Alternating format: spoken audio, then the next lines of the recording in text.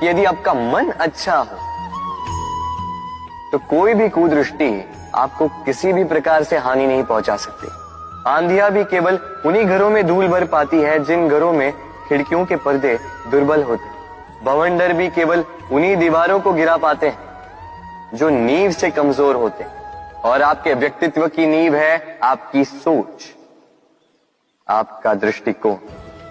एक ही स्थिति, एक ही स्थान, एक ही घटना को आप सकारात्मक रूप में भी ले सकते हैं, नकारात्मक रूप में भी ले सकते हैं। निर्णय आपका है।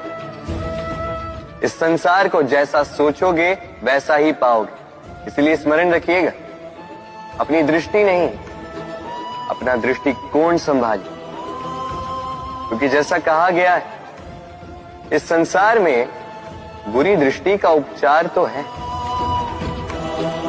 बुरे दृष्टिकोण का नहीं।